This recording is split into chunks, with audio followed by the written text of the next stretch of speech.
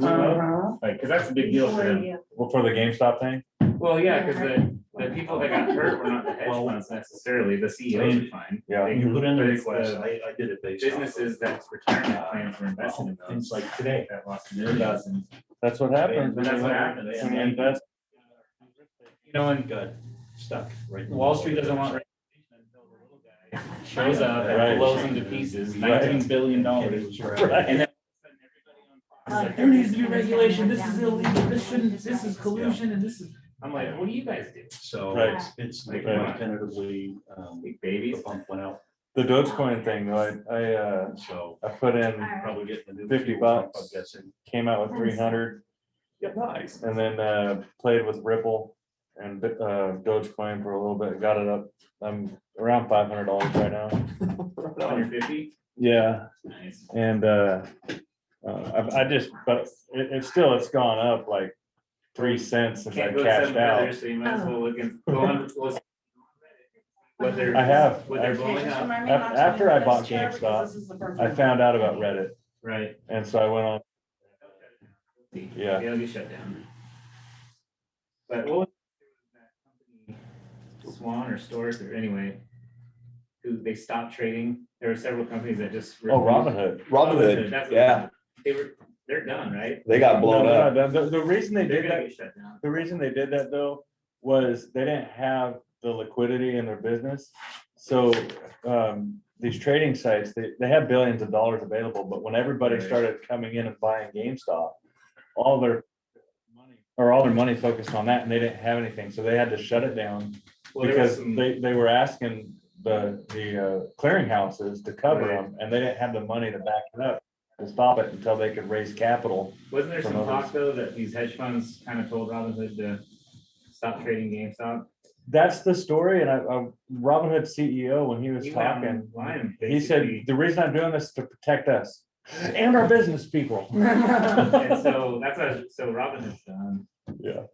but I think it was, what was it? It was Robinhood, E-Trade, and I can't think of the other I one. mean, But I do TD Ameritrade, so. That's what I have. what's crazy is that 19 billion in losses is not, I was like, that's, nobody's talking about a shutdown in the economy because it's not much. All investments, you know, what I feel bad is like anybody whose PERS was tied to it or. Cause they don't, but these guys that go on later and say that there needs to be regulation against this kind of thing, and like, so what, so that you guys can make more Right. money? Right, But it was all good when they. day were getting traders away are with gonna it. be cut out. Awesome, Yeah. that's hilarious. All right, it is after 5:30. Do we have a quorum? 1, 2, 3, 4, and Mark? Yes. Okay. Just I'm have just a looking quorum. to see if anybody else is there. All right, so roll, is that Mike? Go away for Mike. All right, let's do a roll call. John Parker Lonnie Rainville? Jennifer Bragg. Capstone. Mike Baker. and Mark is online. Excellent. Sarah is not here. Has anybody heard from Sarah? Have not. Okay. Pledge of allegiance. Ron, you want to lead us? Sure. I Pledge allegiance to the flag of the United States of America and to the republic for which it stands, one nation, under God, indivisible, with liberty and justice for all. Thank you. Take off my hat, bad me. Where are we at? Consent agenda. Everybody should have gotten a reprint of the January 25th agenda. Somebody thought Mike was still chair.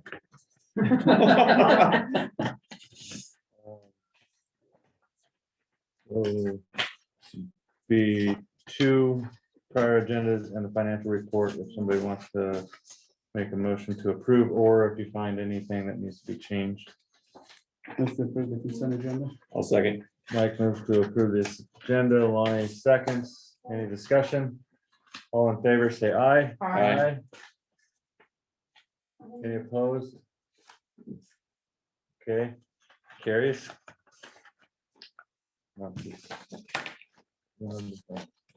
Public comment on agenda items only. Is there anybody? For me or for Mike? What did I just say? Public comment for agenda items only. If anybody from the public online, we'll start with you, Jennifer, Natasha, Kelly, or Shelley. Not seeing anybody going off mute. Are they 3 pages? Anybody here Yes. have, okay. Next is new business. Funding for STF and 5310 approval. Oh, I'm sorry, I did wanted to add 6.2, we're gonna add a 6.21. Jennifer had a budgetary type of issue to discuss as well. It was 6.4 what I told you, but I don't want to put it between the 6.3 stuff. And just looking at Sarah did chime in. Sarah did? Oh, she's in. She didn't want to talk though. Okay. So STF and 531 approval or 5310 approval. Okay, so our staff committee met today and went over the funding recommendations for the 5310 STF and 5311 funding, and they approved unanimously to move the recommendations forward with the understanding that the companies that had a decrease in their funding request, they would have the option to make that up through the STIF funding that we submitted the application for last time. So those are the recommendations in front of you. It shows the changes, what the original request was for the 5310 for each of the applicants. The STF is the match for that, the 10.27% match for a total request. And then it moves on to the recommendation for both the 5310 and the STF for a total project to be funded by these two funding sources. And then it does show you the increase or decrease, and there were 4 that had a decrease in the amount that we made available to them, and that was to bring the total requested amount of $1,040,615 down to the available amount of $877,916 for the 5310. For the STF, we brought the allocation to a total of $523,060. And then for the 5311 is the funding that is specific to the fixed route, and that funding is in the amount of $1,072,130. And those are the amounts moved forward to you for approval by the staff committee. The only question I had was on the call center. Call Oh, that's center. software. Mhm. So before we used to take 5310, we used to pay for the Sutherland, the call center up there at $180-something thousand. Yep, so initially what I tried to do was take the applications from the providers and then just use the leftover to fund the call center. What we ended up doing instead, because the amount for the applications was greater than the amount available, is we did reduce these 4 providers. And then that brings the call center is 1 line lower here, and it's 131,268 for the 5310, 105,041 for the STF, and then we also bring in 13,691 for the STIF funding for a total project of 250,000. Cheryl, can I ask a question on that one? Sorry. Absolutely. On that, you're doing it at the 50% match rate because you guys are the ones that are managing I mean, you guys can't do operations for a 5310 for rural. It has to be purchase service. Okay, then yes, that would be the 131,000 would be at the 50% match rate, then yes. Could do a portion of it as mobility management, but you can't do the whole amount as mobility management. You have to do it as either purchase service or at operation at 50%. Okay, and the maximum amount that could be done at mobility management? Let me see what I can find out about that. Is there any federal reimbursements for the losses incurred during the COVID issue that the district is benefiting from? Yes, there was specific funding, the 5311 CARES funding. Came to close to 800,000 for us. A lot of that went through UCAN. Oh, I feel really dumb because I don't, Hyper Transport is. Hyper Transport is a new provider that currently provides medical transportation, but they would like to be a provider for dial-a-ride service to kind of fill the gaps for the areas that we don't have service currently. What areas are they gonna cover? They are willing to go anywhere we send them. So they would go out to Idlewild or to Tiller or Glendale, wherever we want to send them, that they're, it's to fill the gap. So if we have a Roseburg to Roseburg ride, we're going to choose a Roseburg provider to fill that. Right. But if all of those providers are full, then we could potentially put this person as the provider to take that ride. Where are they based out of? Roseburg. Are they us? No, no. What's the name of ours? Ours is just Umpqua rides, and as, oh, you mean our medical transportation? Yeah. So our Umpqua rides umbrella encompasses dial-a-ride, paratransit, and medical transportation. So they are Umpqua rides medical transportation. Okay. So the Hyper Transport, they do medical right now, but they're wanting to do the 5310. Yes, Okay. And they are in Roseburg and they're gonna go anywhere you send them. yes.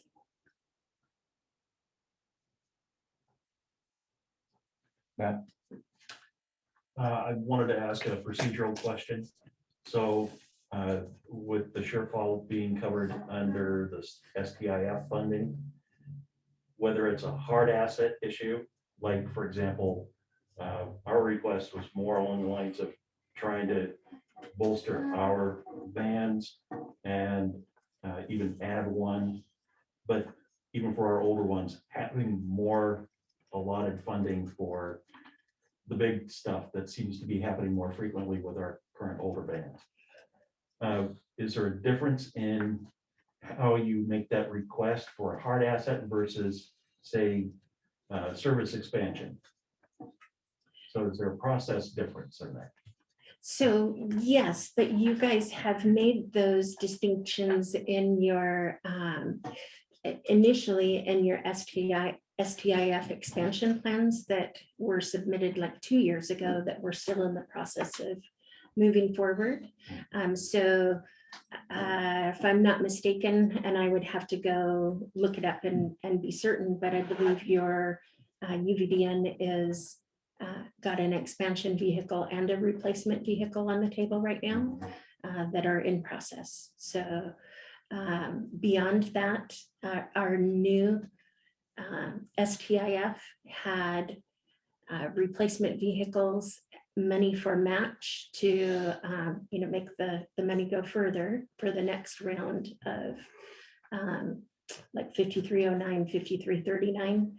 The grants that become available that we can use the STIF to match, and also to purchase some vehicles outright. So we're coming from nothing to we have a little bit of something to be able to start making those things happen. I thought that, so it's all rolled up into one, even last biennium stuff funding. And last board meeting, I believe it was, we talked about how providers would have to basically RFP for the vans, and then they would get divvied out that way. No one's guaranteed, like we put in, I think, for 10 vans. And then we, as providers, would have to try to get a van. So how would they be guaranteed a van if it's through the STIF funding? So there's a couple of different processes there. So the replacement vehicles, we have a list of all the VIN numbers and what condition those vehicles are in, and the number of miles, how many years of their useful life expectancy, all of that stuff. We have all that information, and we replace based on which one is in the worst shape. Mhm. And we're coming from way behind. You know, when we came into this 2 years ago, there were, and still are, vans that are 10 years old that need to be replaced. So for replacement vans, we're getting them in line and replacing them based on where they fall in the order. We have like 9 coming, don't we? We've got quite a few coming. And those are 9 replacements or 9 expansions? It's a combination of both. How do we? So we put in for X amount of vans and then we decide how many are expansion and how many are replacement. The expansion vans will go to the entities that are actually expanding their service. And so there are a couple that have been actively expanding their service even with COVID. So that's where they would primarily go. Beyond that, your situation is different, and that's probably a one-off conversation that we might I'm have. asking about UVDN. Okay. So just flex back. So we had already put, after we had an accident and our van was totaled, there was money that came out of the insurance.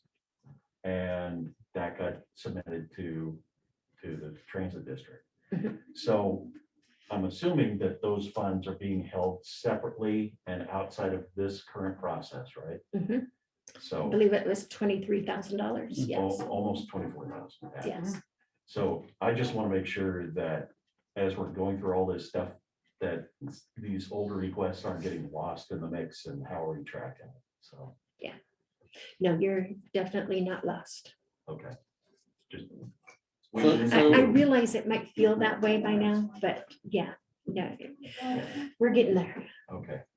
Well, and the current loaner van situation hasn't fared any better. We still have the Chevy Venture that still needs to get the registration, and we can't have tags on it until we get the registration. And now that is almost completely resolved, not quite, but we're so close.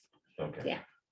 It would have come in really handy today Yes. when Van 90 decided to lose its fuel pump. Yes. So, As far as tags go, isn't there a Moratorium. moratorium on enforcement for that? So you could There is. technically drive without Yeah. there being an Yes. issue? It expired during COVID. Yes. yeah, the tags expired in October. Mhm. Yeah. Yeah, mine So- expired way back last summer. So I think you have until next month. Unless they extend Yeah. the enforcement moratorium. Well, we just didn't want to run into a situation like somebody checks and says, oh, these aren't current tags, let's check them. And it says the van's under seniors escorting seniors, and that's not us. Once we were able to have our appointment at DMV, a lot of that stuff was resolved really, really quickly. Okay. So that all of that has been signed off, and we're just awaiting the tags. Okay, so are we not able to drive the Chevy Venture as a backup? Yes, you can. Okay, It was a business choice of UVDN not to. well, we just didn't want to get ourselves into a legal entanglement or an insurance issue. The world has been suspended. Didn't you get that message? Yeah, nothing matters anymore. Well, it's funny, you know, sometimes that stuff pops up. Yeah. You need a motion on the recommendation? Yes. I'll move to approve the switch stack committee recommendation. Mike moves to approve. I'll second. Lonnie seconds. Any discussion? No? All in favor? Aye. All opposed? Did you say abstain? Abstain, she said. Okay. 6.3 budget process and budget committee. So the budget process consists of 4 stages. So the request process of figuring out what each department is going to need is what we're in right now. And we should have that complete. Well, March 1st is when these applications are due. So we should have all of the funding. We know what funding we'll have by then. And then we'll work through that process in March, and then should be able to have the budget committee meeting in April. And depending on whether or not we need 1 or 2, we'll develop that, the budget timeline as far as the meetings go, the first meeting, and if we need a second meeting, and then we'll move it forward to the board for approval no later than our June, I believe it's June 14th meeting. Okay.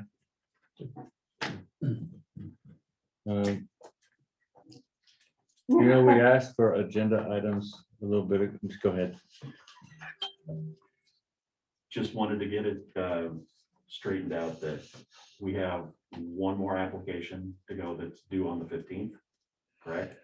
That's the RFP, the request for proposals for where you want to provide your dial ride service. Okay.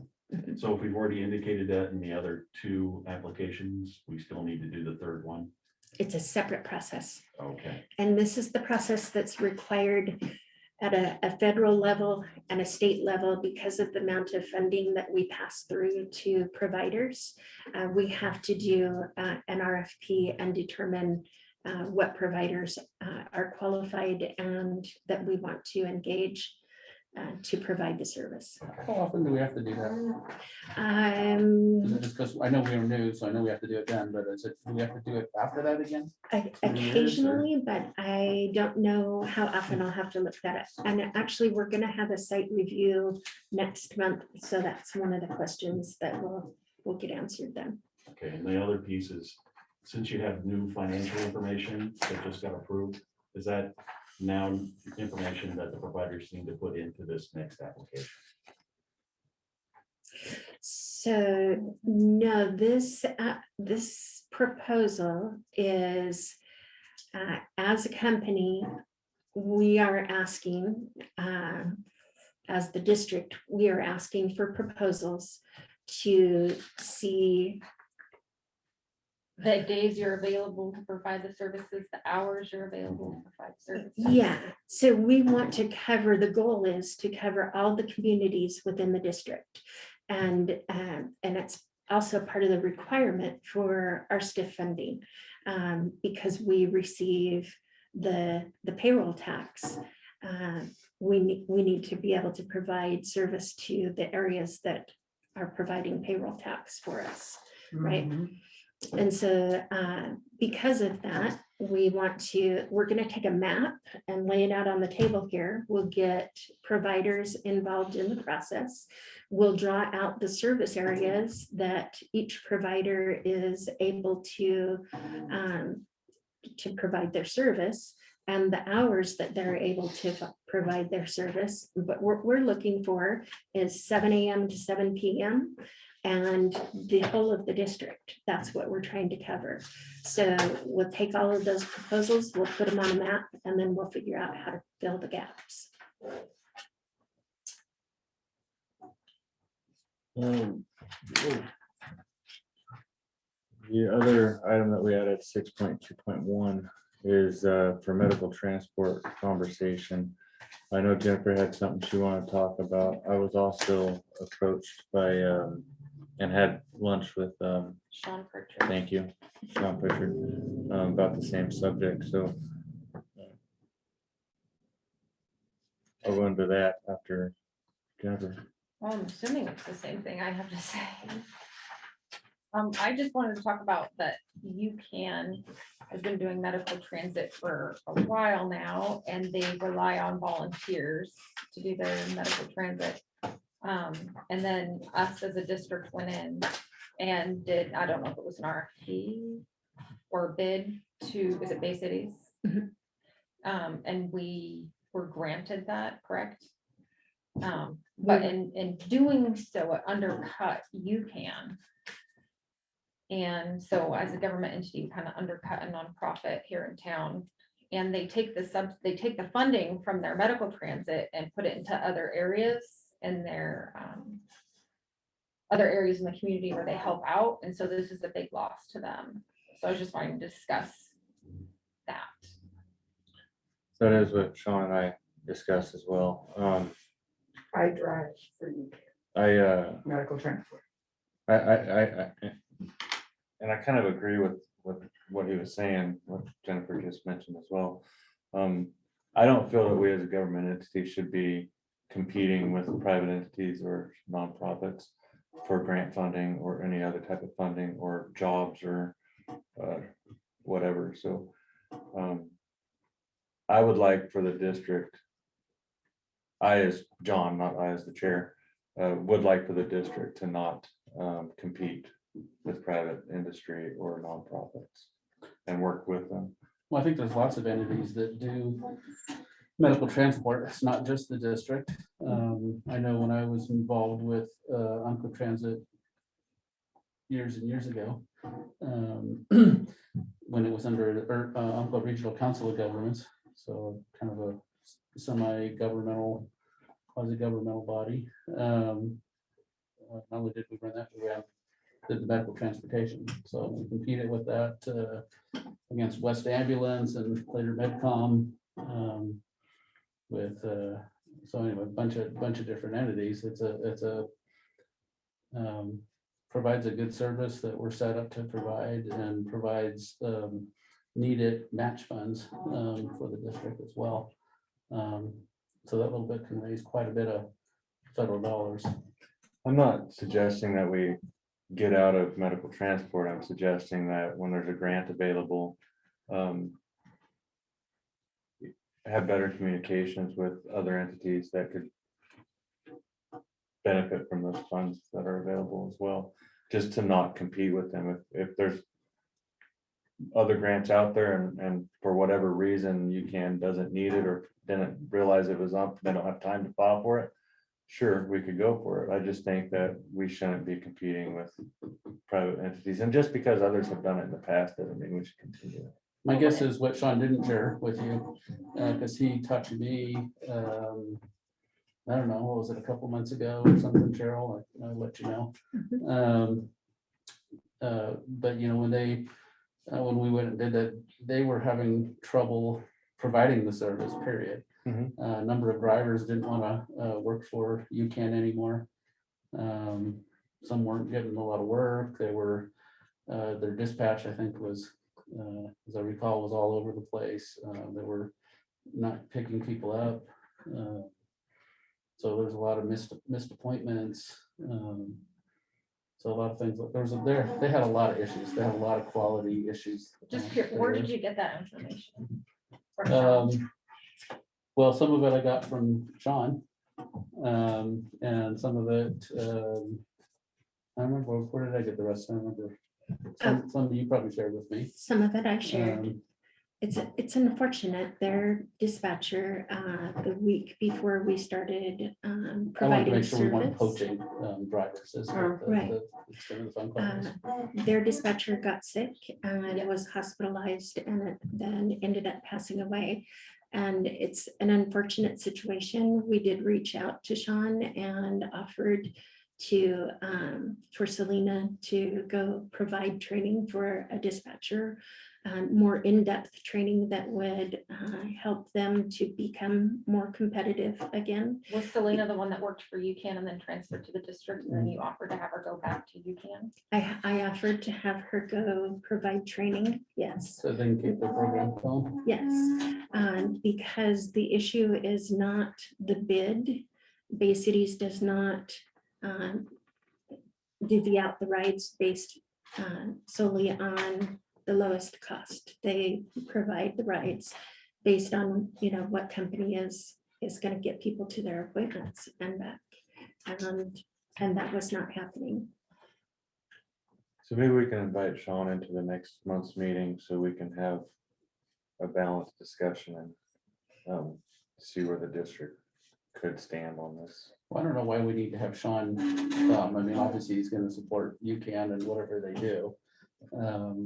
You know, I mean, Which that's what- supports the community that we live in. Right. My reason And so for it, does- Mike, And so is- does the district. My reason for it is, we're supposed to be supporting the district, he's supposed to be supporting UCAN. I would like to have both sides have a discussion so that we're not just railroading, steamrolling something. What I can say is we have 5 drivers. That's it. We have 5 drivers. And there are at least 5 different companies out there. Yeah, it's a pretty thick field. Yeah. There's a lot of providers. And I had the discussion with our transportation supervisor or our dispatch supervisor. We discussed what an appropriate bid would be. And part of that discussion was to make sure that we didn't undercut UCAN to the degree that it would cause issues. With 5 drivers, you have some information in your packet, but last page. We provided in 3 weeks in December, 317 rides. And in January, we provided 773 rides. And that's just a drop in the bucket. For Is that what's how out many there. are out there? Yeah, and so we are not the sole reason that that program is not functioning Part well of the, now. part of the reason is that Bay Cities isn't giving us that many assignments right now until we can get the dispatch thing ironed out. Colleen died and Zacky's been doing this, just thrown into it to do it. And she's in Grants Pass. She doesn't know how far it is from one place to another, and neither does Coos Bay. So we can get absolutely impossible schedules. And so we're just working on having more conversation between us. And when we look at the schedule, is it reality? Can I really get from Riddle to Idlewild like I did today in 45 minutes? And that's all the schedule allows. So I think some of what's wrong for UCAN, we did not run for 2 or 3 days when we went into operation. And then we just are getting a real slim amount of rides assigned because we had such a poor score on getting people and picking them up. Which is really not a good service to the citizens. Were we approached? Yes, But, okay. Did UCAN ever accept our offer to train? well, no, they haven't contacted me or Selena. And they're certainly capable of it. For me, I mean, we as government have subsidies that they don't have available to them. Agreed, and that's vice why I versa, was too. careful. I What do understand they where have that we can't apply for? the concern is with one, I mean, we have to be careful not to undercut at the same time. for this We are the public particular I program? don't as know a about this district for particular program. Douglas I'm County, only talking on so this program. if we're asked to provide transportation, I think that we're obligated to do that. I Yes, think we just need to be cognizant of the other issues, but I think we have an obligation to the district to take that on if we're asked. yes, Yes, And I just to agree. And the give district some- includes our county and all the communities and everyone pays taxes. We also have Mm-hmm. to realize that a nonprofit like UCAN takes that funding that they make and spreads it through the entire community. agreed. So I think we can't push that aside just because we want to make more money. It doesn't mean Additional- that the rides will go to UCAN though, even if we stepped Right. out of it because it's based on No, that's score. fine. I mean, for- They may go somewhere else, Yeah, so. yeah. well, and that's So it fine. doesn't change anything like this. Just to give perspective, Rogue Valley Transportation District does the same thing. They're actually the brokerage for that area. Curry County does the same thing. Coos County does the same thing. Lane Transit District does the same We thing. were just late to the game because we didn't And, have a program. Is it COIC that is, or is it Grant County that does it over? I thought it was the tribal, I thought it was the tribe. that did it. I know Grant County does it, but I think COIC does as well. So it's a common practice.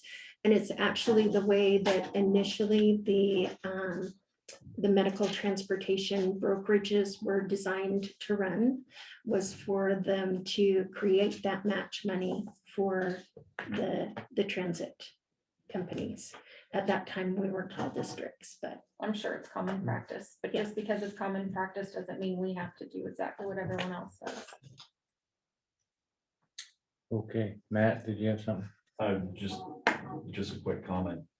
I understand about the need to, work in a capitalistic society. But at the same time, it sounds like, John, your question wasn't about whether to function with dollars and cents, but it was more to function with ethics and best practice. So I think I want to just toss that back in there, because I think that's the lens that you're wanting us to use, is one of, is this ethical? Is this a best practice mode of operating? Right, that's why Jennifer and I both said, just because it's common practice doesn't mean we have to continue it, but it's okay. I'll bring him in next month anyways, and we'll still have the discussion. Okay. So moving on to 6.3 sexual harassment policy.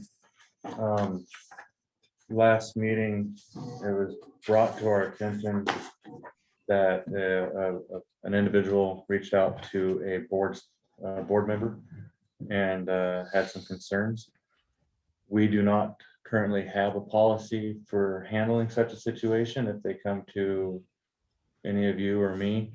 And it can be for any reason. They're not wanting to go to the supervisor, or a supervisor was accused. It could be for any reason at all.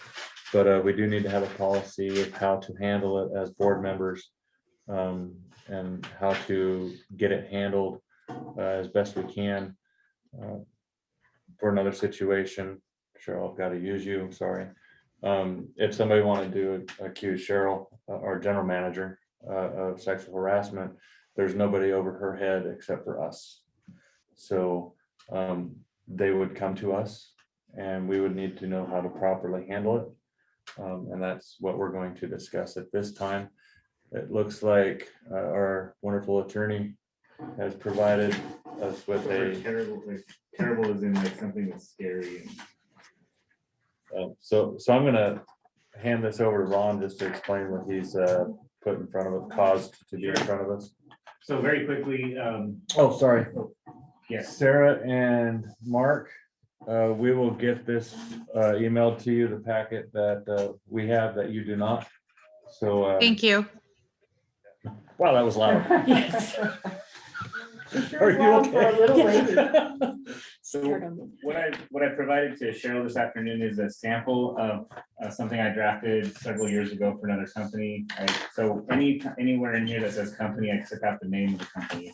But so like, for instance, on page 1, instead of the company is committed, we would put, the Umpqua Public Transportation District. So this is a general policy that I drafted on harassment period, which is covered by the first paragraph. Just so you know, we do not have to have all of the different types of possible harassment that I listed in here. This is like we can choose some.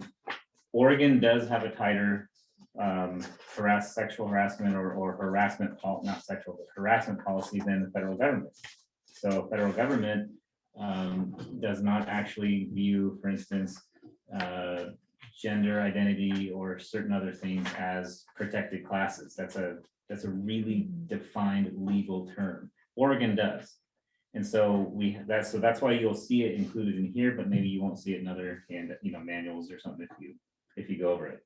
So my advice really, so this is just a sample. This is not what I'm proposing that you have to use, but I think something like this, I know it's 3 pages, it looks complicated, but at the end of the day, I would suggest the procedure really is this, is that board members who receive complaints, so it says vice president, president in here. My advice would be that board members contact the board chair. And if you get a complaint personally, that goes to the board chair. If it is a complaint regarding an employee or issue like driver issue, my suggestion would be then that goes, the board chair gives that to Cheryl and then asks for a report back. And then you have a policy that Cheryl has to have a meeting within 3 days or 4 or 5 days with the affected parties. There are 2 procedures, one for the affected party or the party making the complaint to remain anonymous. If they're just like, hey, look, the culture is getting a little out of control, just wanted to tell you guys. Or you can have, there's another two-step process. If you know, that person is not worried about knowing who made the complaint. My advice would be that the board chair, if they get a complaint through a board member, require Cheryl to report at least within the next 7 days. I think 3 days is pretty quick turnaround. That's pretty fast. So, but this company wanted that. You guys can choose to have 24 hours if you want. I think that would be a little unreasonable. So then the report comes back from Cheryl on the procedures that were followed. And then that way, if the board chair needs to report to the board via email or some other method, you can say that's been taken care of, or report back to the board member who received that complaint. So at least that board member knows that the policy is being followed, action was taken, and the result was A, B, or C. My recommendation is probably that there be, maybe this open door policy where anybody that people know they can either contact the board chair or the operations manager to make a complaint. Now, this policy that I drafted was for so the company that wanted this has a lot of ex-military, I think like 95%. So there is a section in here which you might want to take out, which is under sexual harassment, and it's the second full paragraph. It says whether a particular action or incident is a purely personal social relationship without discriminatory employment effects. So they wanted something like that in there because if I don't know, Mike and I are having a private conversation and we don't think anyone's listening, and I make an off-color joke. Well, somebody overhears that and is like, that's not cool, that's offensive, I don't like it, I'm gonna report that. There may not have been a discriminatory intent in a private conversation, right? We base people's actions, or we base, people on their actions. So if you notice that this person discriminates and then you hear that, that's different. But so there is a policy in here, it takes into account that somebody maybe I just was joking with Mike and some locker room thought, I don't know, Mike's like this. I've taken a lot of offense from you. I know you should. and something is said and I make fun of him or something.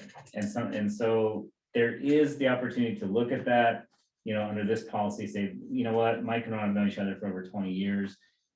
We don't, we're going to warn them about this kind of behavior. They need to tone it down, chill out, maybe do that outside of work. But we're, there's no formal discipline or recommendation for corrective behavior. The policy also talks about the difference between corrective behavior and disciplinary action. So the policy I drafted says that corrective behavior is more in view of making employees better, right? Not to punish them, but to address the issues. My understanding of the issue that happened last month is that corrective action was taken, that the person involved was referred to watch some training and that that this person complied, is my understanding, which is exactly what should happen, I think, the first time when complaints are made. Disciplinary action under this can be a restriction of work, so saying, hey, you know what, you're going to take the next 2 days off and think about it, to termination. So the board should have a policy pretty soon, pretty quickly. I think that if the board wanted to review this and then get back to the chair or to Cheryl, say, hey, I like this, don't like this, can we change this?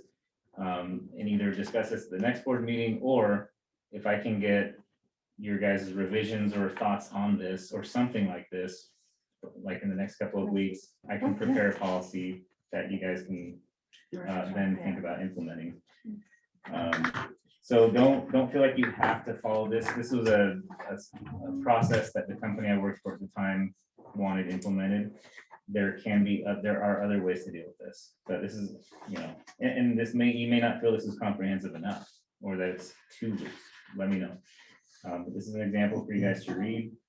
I know that you guys didn't, give this to Cheryl today. So I know you haven't had a chance to review it, but I didn't know if you have any questions, concerns. Well, I think it is important for us to not have an environment where everybody's afraid to talk.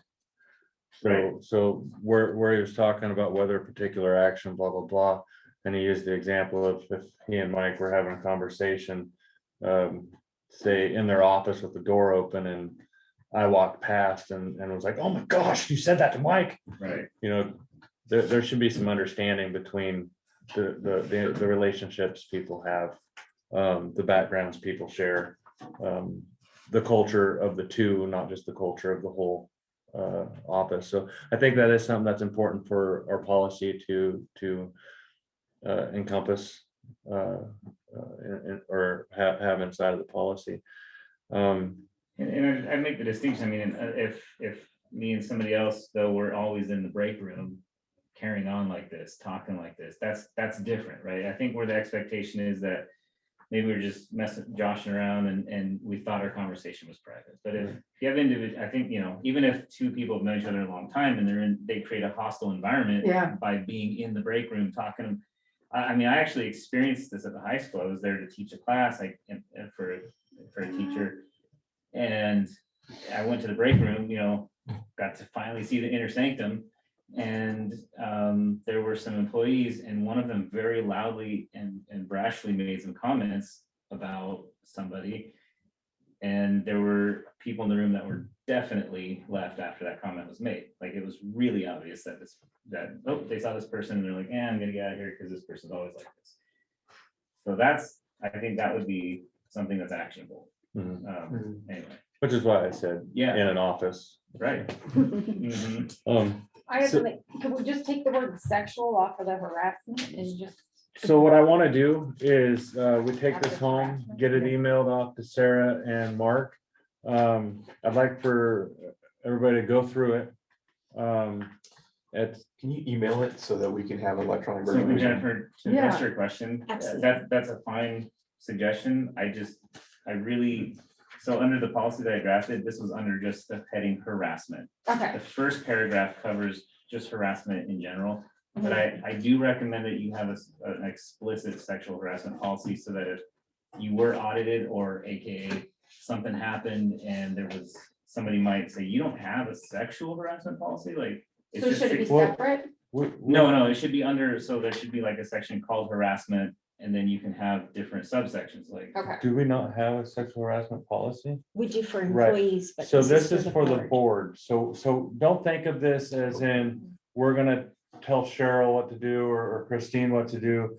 This is for This is our governing handling us, of the not your- situation and parameters so that we have to stay within certain Right. walls and not go out chasing threads.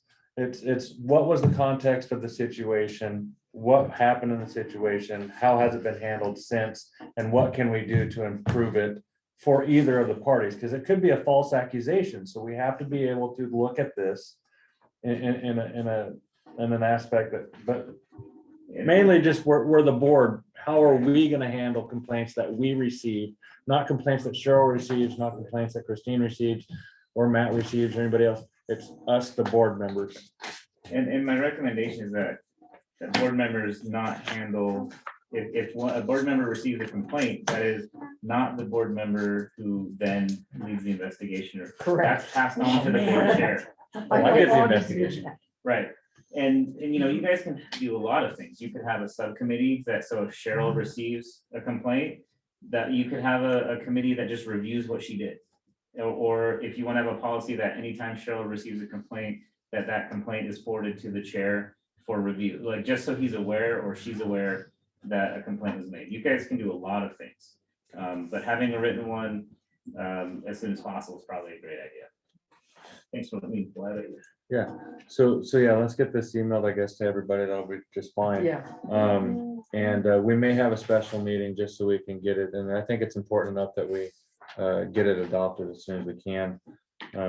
Or if, well, I don't know how it's gonna work. Well, with the maybe something email. could be, I guess my suggestion to speed it up a little bit is to just have staff draft something up, draft a policy up that then we can review and vote on. What Mike said. Yeah, I think that's Good great. idea. Hey, John. Can I ask Ron a quick question? Yeah, if you want to step out there so we can do the business. No, actually, this is pertaining to. Go ahead. The policy. So, the dial rides, going back to when we were with the county, had to develop our own, policies and procedures. And we are gonna perceived or looked at differently, more almost like subcontractors. And I don't know if this policy and procedure covers that group. No, it wouldn't. So, This so is I gonna be would just for the consider all board. service providers subcontractors in that context. You're Well, not- I would imagine that Unless you have direct. the dial ride kind Okay, of works hear in you. conjunction with the fixed route and everything else. And I don't think consumers out in the public are gonna know the difference between a dial ride driver necessarily and a paratransit driver. They're just gonna put a report in to whoever it makes sense. Oh, I see. So I would imagine if it happened on a UVDN van, bus, whatever, they'd probably contact the UVDN supervisor. And Well, not the but board. if they No, they did, might very well they might contact. contact. Yeah, might I see- not I want see what his to. concern is, Oh. and so I think the policy probably should address that if the complaint comes to Cheryl or the chair, based on the actions of, you know, a service provider, then there needs to be a policy, okay, well, you know, we turn that back over to the service provider. And then the board just decides if you get multiple complaints, whether to sever ties with that service provider or, It's performance. because you can't make the service provider do anything other than sever the, you can, you know, you can warn them, hey, you should get rid of this driver. But, but it wouldn't cover, yeah, it wouldn't be specifically covering. But ideally, you'd want to have your subcontractors follow in line with the policy and procedures on the overarching agency. I guess that's a question I might have for Cheryl, as part of the STIF funding, is the transportation board required to oversee whether those kinds of things are implemented, like handbooks or policies or? Not these kind of policies, Title VI, ADA, things of that nature that are required by Right. the federal and state funding sources. Yeah, I would think they would have their own policies to protect Yeah, that's themselves. what I would legally. think. As an independent contractor, they should. And it's our responsibility if we get a complaint on their, from something they're providing, that we pass that along to their manager. Absolutely. So, but and then another it's thing up that, to- and then I was just that's curious the if extent of our we're work. required to like gather all those materials and report it with the STIF funding, but only for certain things. it sounds like. Okay. yeah, So if we can sever ties with this provider who keeps getting complaints, I don't know What if you if- can, I'd have to look, I what- mean, but I think you could. what if there was somebody who, for whatever reason, is a writer, a customer, who keeps making baseless claims? we have a policy for that too. Okay. Good. Excellent. Let's move on. So that was, that's pretty much Sit all right on the six roof threes in the covered. rocking chair. Was it family vacation? Yeah. Family goes in the rocking chair. Okay, on to old business. Is everybody satisfied with, Yes. any more questions from Mark or Sarah from the conversation we've had? No, okay. Where we at? Old business, 7-1 policy for posting board meeting recordings. Wow, so I just gotta say that I totally missed that was on old business today. So this is something that we're working with Cortec to be able to post the recordings of the Zoom meetings on the website. But we have not completed the policy piece of that yet. And I will definitely have that ready for you by the next board meeting. Cat will hold your feet to the fire on that. Yeah. 7-2 emergency management update with Sheriff. Whoa, Whoa, sorry. On that one. So when the Zoom recordings take up a lot of space, obviously on drives and bandwidth and stuff to go download more. As part of the policy, when we develop that, can we look at, and I think part of it is the record retention schedule. So just how far we it may be that we only post a year's worth or something, Well, you why know, can't we do online, it on and then we YouTube? retain the rest of it for, well, that could be online too. but- Because Curry County, they have theirs, they've had theirs on Really? YouTube for forever. It doesn't cost that much. It's great storage. And it's available. I think we should just use YouTube. So anyway, just looking at whatever that is, if that's an issue, and record retention and stuff like that, that we have to keep it for so long, and then they recommend you get rid of it. The counties goes back 30 years. Look into the cost The effective. county, Douglas efficiency County between has stuff back into the full-time. 1800s. I believe that, but I don't think it's One online. time, and it took me forever because it was so fascinating. I don't think, is it online? I can't No, hear, it's I in the didn't wear my front, hearing original aids. newspapers, I everything. think Oh, I- YouTube is free to post. Yeah, I'm Oh, pretty sure. everything I post is free. They haven't charged me a dime. Might be Sure, we'll different for look into that. every, I would- No. let's move on to emergency I'm pretty management. I don't know. Update from the That's why I sheriff's don't know why the department, county CERT, doesn't do it. and fire departments. Okay, so the sheriff's department, Wayne Stinson actually got back to me fairly quickly and said that they have a vested interest in working with us to create the intergovernmental agreement. So that was a, really? I was so surprised, and it was That it was awesome. pleasant. Yes. I reached out to one of the people that works with the CERT training, and she said that because of COVID, it looks like their next training won't happen until the fall.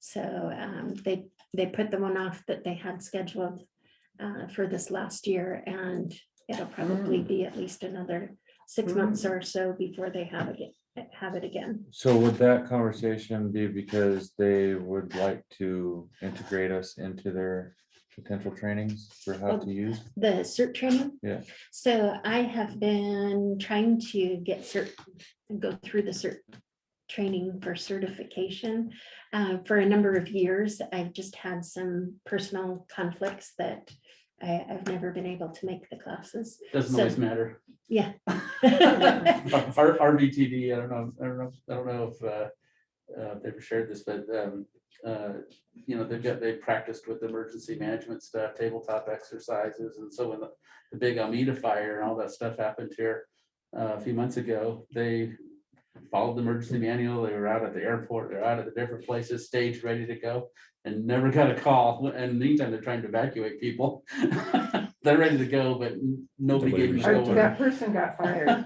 Well, and it was Tillamook County that was listening to it on the scanner that heard that they were trying to locate the buses. And so they contacted the general manager of RVTD, who then was able to reach out to their contact, and they did do some evacuation, but yeah, it was, yeah. Seems like no matter how much you try, sometimes it just Yeah. doesn't matter.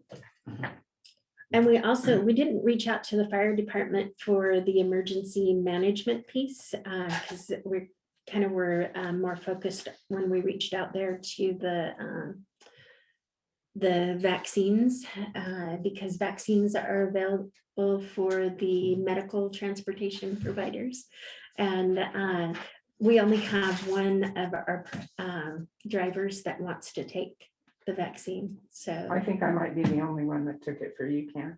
I don't know. So it's an interesting dynamic because I would think that the people that are out there face to face Yeah. would be more likely It's to. been terrifying for me. That's only 3 feet away and 6 feet was probably never enough. And with the new variants, Yeah, everybody should get it. Did you hear the news Okay. story about the shots that Josephine County had? They were expired, but they, you know, they were stuck at the snowstorm on 199. Yeah. I They did were hear getting about that. ready They to had 6 expire. shots. Yeah, they get ready. They had 6 shots available. It took them they had to knock on 100 cars before they could. I didn't hear that part of it. Seattle had the same issue when one of their refrigerators went down. Back to emergency management. yes. We have a ham radio here, right?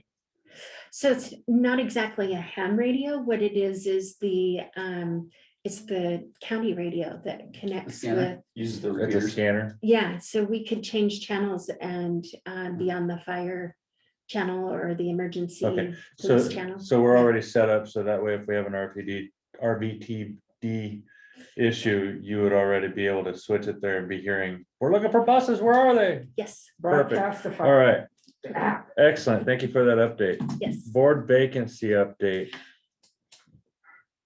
I'm guessing this is having to do with the potential of adding Position to the ballot. Yes. yes, to the next ballot for a vacancy covering just the remainder of the term and not Yeah, so it creating a doesn't whole mess new up the four-year stagger. term.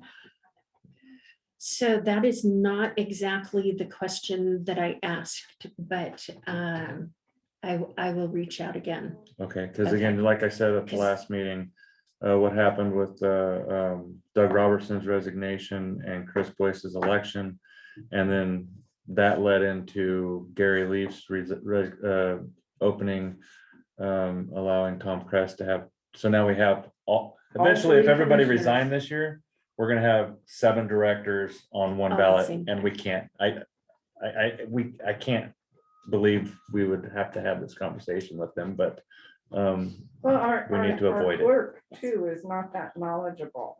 Right. Okay. It takes a while to learn I it. would talk to Andrew. Yes, or is Weissman not there no more? Who? I can't remember. Rosemary? Yes, You know, she left. she did? Yes. Oh, okay, yeah, So- talk to Rosemary Andrew. Weiss. Definitely, Andrew had to bring the subject up on the new sanitary water district for Green, because they hadn't even considered how they were gonna rotate the new board.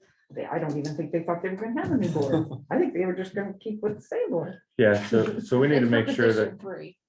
we just need to make sure that we don't fall into the conundrum that the commissioners created for the county. Right. I think the first question is, can we put it on the ballot? yes, that's the question I asked, And what did they say to that? but I didn't get an answer yet. Oh, okay. But for the remainder of the term is, I did not complete that question. Okay. Yeah, I think they'll probably need it worded like that Mhm. on the ballot.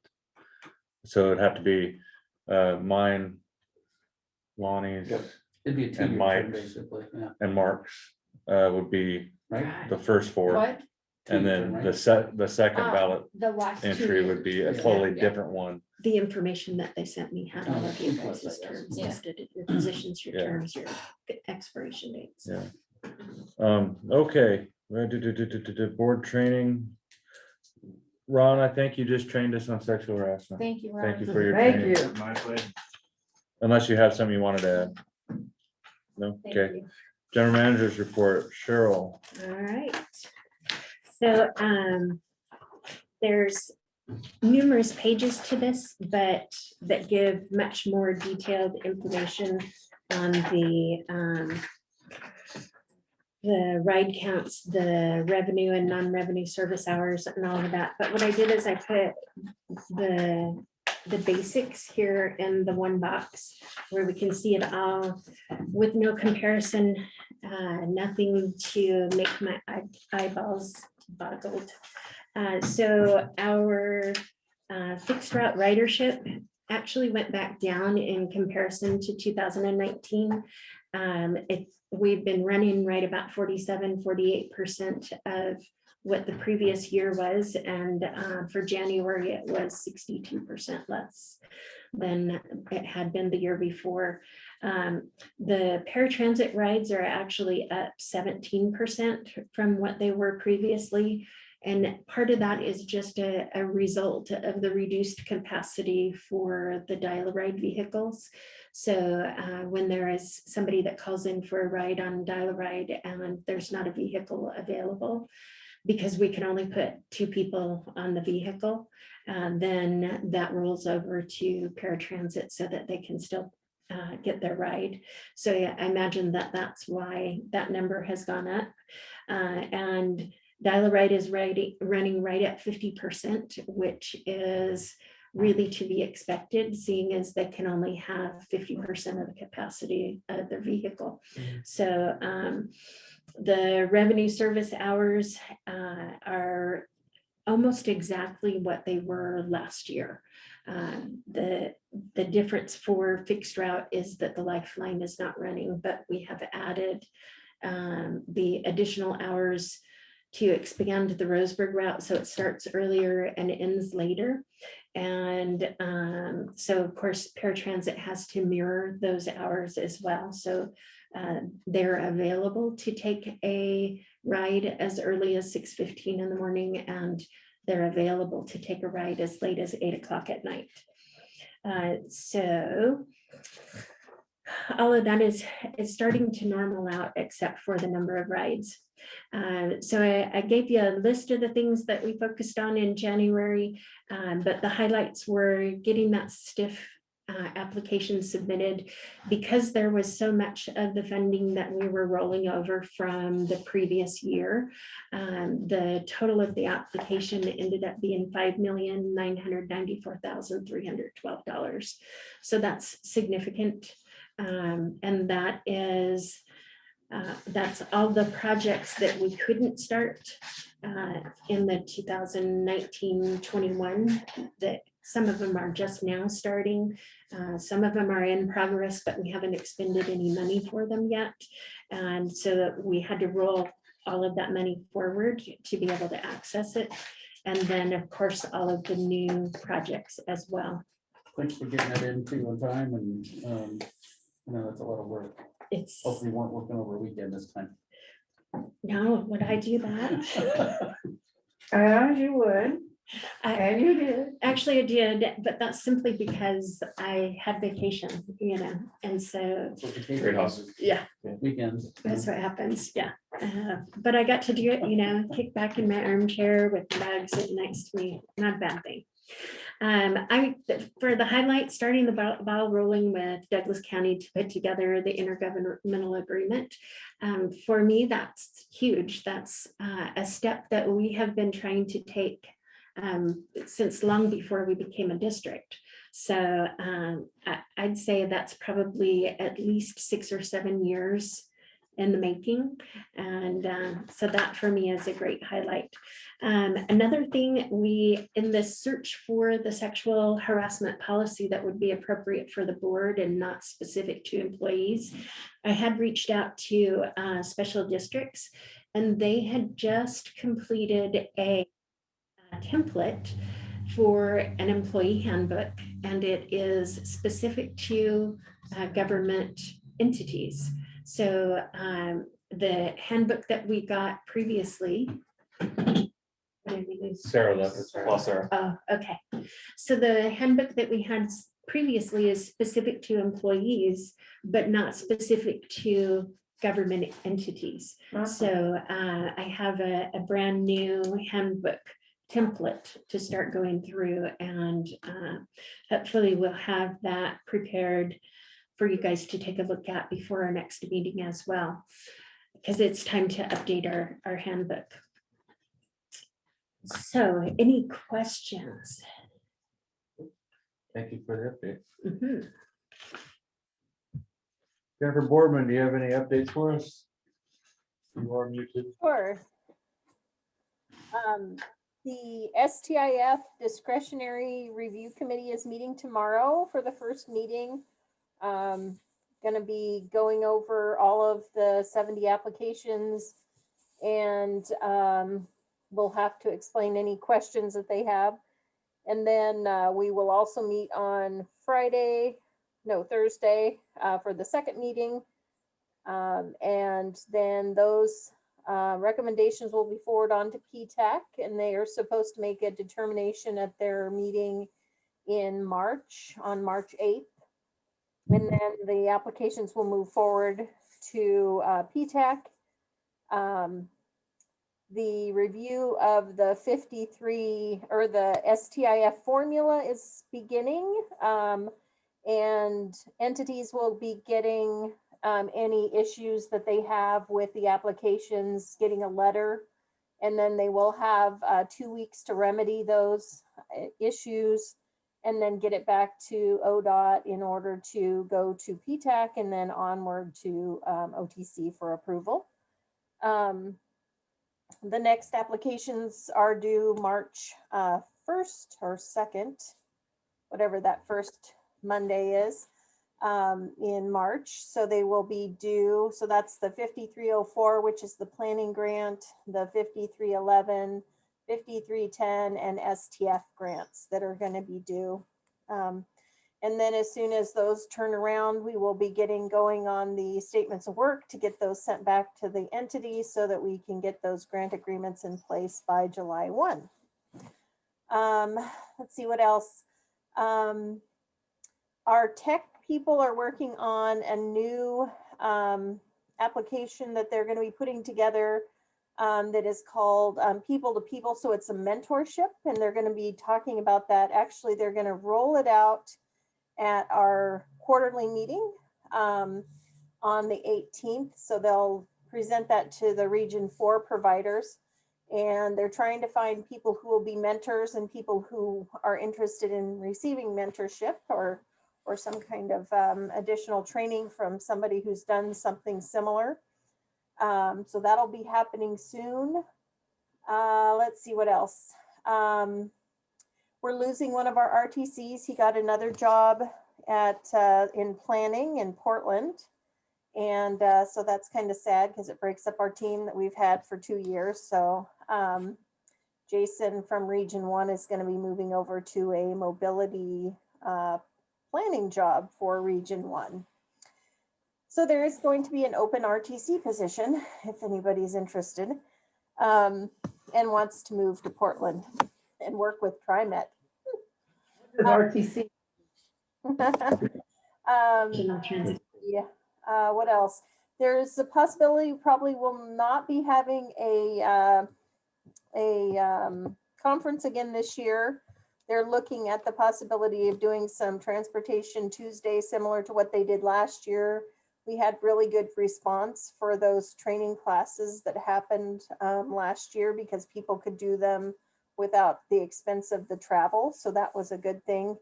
It's always nice to be able to get together with your fellow transit providers and chat, but if we can at least get some of that going, that helps people, that's great. Let's see, trying to think if there was anything else. There has been word that there could possibly be some 5310 funding that's going to be coming available dealing with the CARES. So COVID related 5310 funding, which is the first time that has happened. I believe that they're going to be rolling that and additional 5311 funding out this summer. So there'll be more information about that. So it'll help you with any offset of costs due to COVID. And other than that, I think the combining of STF and STIF, they did a kickoff meeting, I believe they have it this month, and then they're going to start meeting on a regular basis. So we'll be getting more information about how those two programs are going to combine together and how it'll be the next cycle. So that's all I have. Thank you. Does anybody have anything for Jennifer Corbin? All right, not on it. Moving on. Thank you, Jennifer. For not on agenda items, a few months ago, the parking spaces. Yeah, a few months ago. One of our providers, UPTD, could probably benefit from having some painting done for handicap parking spaces and other issues that has yet to be done on Jackson Street. I think that it would be possible for the district to have a conversation with the city to see if they can move on with getting some paint. It's also a safety situation for district riders. So I did have a conversation with the city of Roseburg, and the impression that I was given is if you have a disabled placard in your vehicle, you can make any parking space a handicap parking space. I think what it is, I guess, is what this is that without a designated handicap parking space, those spaces get taken up. Yeah. And so therefore, when you have a handicapped person want to go in there, then there's nowhere for them to park. Right. Is that right? Well, that's news to me as far as if you have a placard, you can park pretty much anywhere. Now, I've seen people park in alleyways, and that's not okay. I think it's supposed to be in a designated parking spot. Well, that doesn't always seem to happen on Jackson Street. Mm. And it seems that actually demarcating the areas designed for those spots seems to be a needful thing. We have signage, we have posts that people actually back into fairly frequently. And yeah, it's more notable that they're all bent, but you can't actually see The light post? no, The signs with the just a handicap. sign The post. handicap, But yeah, there's nothing as far as like the yellow curb to match up with the curb cuts. This was all work that was done to improve the sewage system with downtown on Jackson Street and some on Main Street. And Brown Construction was in charge. Somewhere in there, as far as cost cutting, they took the painting off of the table. And so now there's a lot of 2-year-old, almost 3-year-old road work that's been done. And there's not the staggered lines, there's not the yellow curbs, there's not the parking space noted on the road.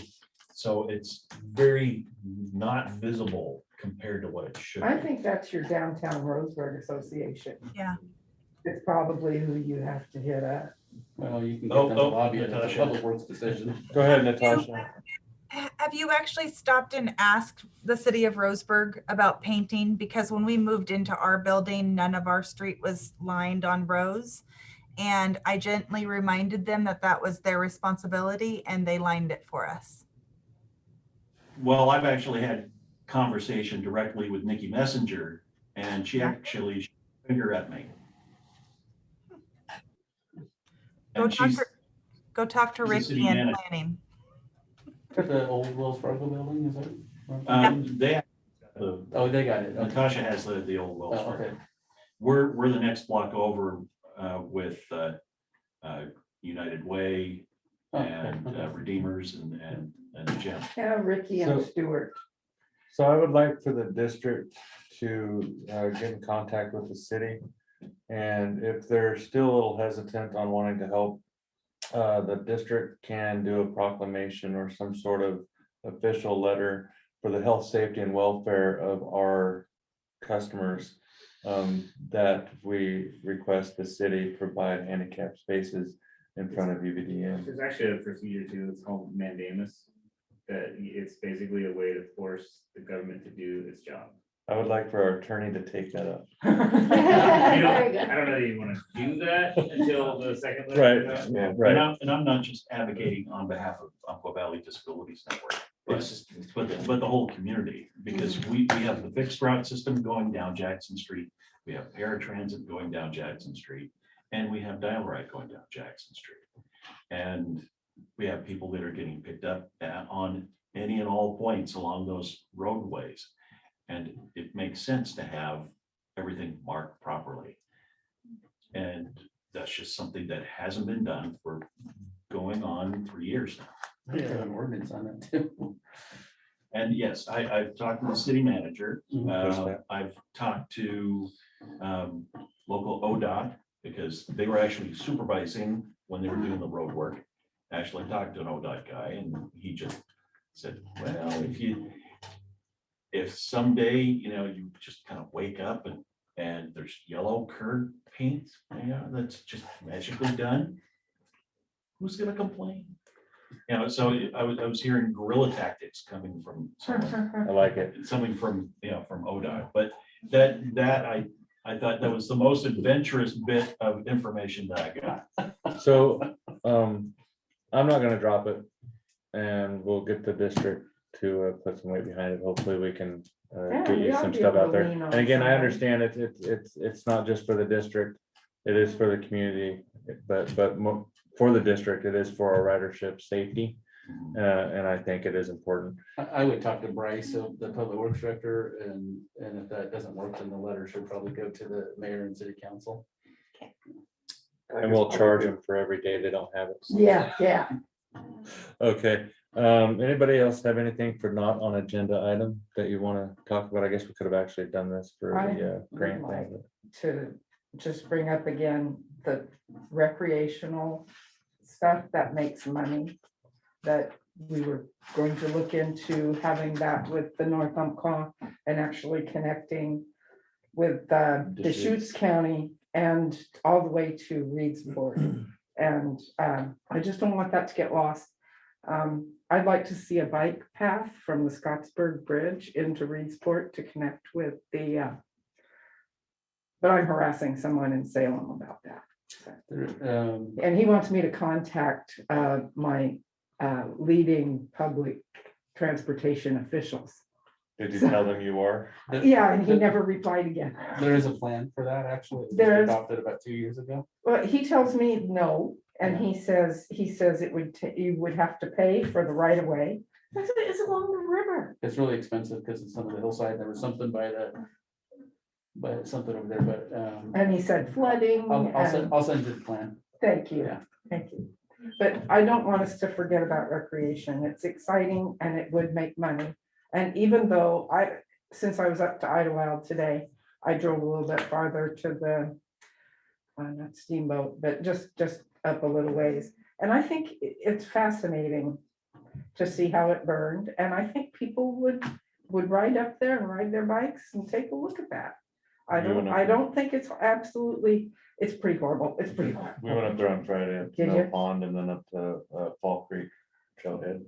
It is quite different. I am excited about morels though. I know nobody thinks that's awesome, but Excited about what? morels, Morels? they only. Oh, burn- morels. They grow on burn scars. The mushrooms. Yeah. Yes, I- yes, delicious. The world has changed and it's going to be changed for a long time. And I think that it's something that people would want to look at. So I just don't want us to forget about the recreational part, please. I do thank you for bringing that up. We did bring that up when we were in our infancy Yes. to do the Deschutes thing and get people up to Time and Lake and back. Good expansion project. Mhm. Anybody else not on agenda? Mark? No? Mine, well, never mind. Okay, what? It was on agenda, but just reminding that, the sexual harassment we talked about in executive session only. Just wanted to remind you that No, that was an after meeting. in executive session and then away from the table, Oh. yeah. So that the employee wouldn't find out that, because we only have a few employees, so we were keeping that on the DL. I just want to remind everyone not to, Keep it confidential. please. Thank you. Mhm. Public comment. Matt, you've spoke enough. You're cut Let's off. start with online. Natasha, Jennifer, Kelly, Shelley. Is that everybody? Unmute yourself if you want to talk. Hold your peace for a moment. Ron or Matt? I'm good. I've never seen you pass. You up missed a last moment. month, come on. Okay, agenda build for next meeting. So we'll be getting the updates for Record retention. record retention, yeah. Jennifer, I'll send you the information about Jennifer's term and the ballot as soon as I have a response. I'll Okay. just send it out to the board Okay, because that time is closing in. And the update on the parking spaces. excellent. And Jennifer Boardman will probably just have a private update for you for what she said she was gonna look into. On the budget. Uh, What else do we have? Anybody? Any special pet projects anybody wants to put on the agenda? My electric buses. So I actually do have some information about that, but I would like to put it together and actually remember exactly what it is that I'm talking about. That would be so awesome, and that we could hear about it. 35, you guys see that, 35 different types of motor, electric vehicles, so you can expect them to be trucks, buses. Yeah. Kind of interesting, look up Will Ferrell's commercials. Actually, that was funny. It was, we're gonna take on Norway apparently. Yeah. What I looked into was the developing of the property next door and what it would take, the additional funding for making it self-sufficient as far as enough solar on it to be able to charge this building and that building and the buses and all that kind of stuff. So it's surprisingly inexpensive. The gentleman that I was talking to kept saying, I realize this is really expensive, but when you're talking about eliminating anywhere from $400 to $1,000 a month in electric bills, it pays for itself really quickly. And Pacific Power has I think it's called a Blue Sky Grant. Yeah. That you can get. That's how the city of Roseburg did theirs, top the Public Safety Center garage. So also on that, do look into Tesla Powerwalls. They're great for storing power and a great addition to solar deal, because I don't think Pacific Power allows you to sell it back to them. They do. They do. They do. Yeah, they do in that metering. They told me I can't do it at my house, so I. quit Oh. I don't looking think you're into at it. Pacific Power, are you? Yes, I Are am. you? Oh, okay. They don't like you. Well, it They don't- depends. Nobody does. It depends on who you talk to. If Yeah. it's lunch hour, you're gonna get somebody who doesn't do that They're job. not super expensive, the Powerwalls. That's why I was looking into it, but when Pacific Power told me that I couldn't sell it back to them, it wasn't gonna pay for itself, so I Yeah. quit looking, but they're not very expensive, really. To And get don't a forget couple about that grant different we were walls. gonna do last year, but it was too late. And I was stalling because there was something else I thought about for Jennifer build. Sorry, for agenda build. But Any update on maybe on the property or something on development or the infrastructure bank loan, all that kind of, that can wait till next month. but Yeah. next month, next meeting, we may have a special meeting, like I said, just to get the sexual harassment policy for the board members set in. I would imagine a 15-minute meeting if we need to have it. Look on your emails for the updates from administrative staff on that.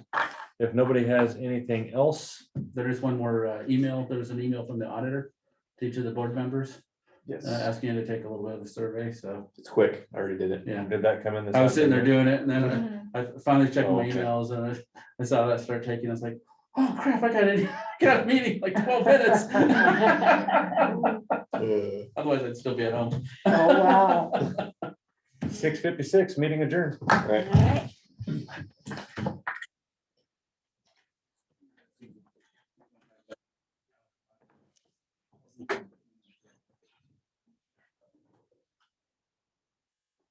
Oh, We did. thought I was in trouble. It just looks like I'm gonna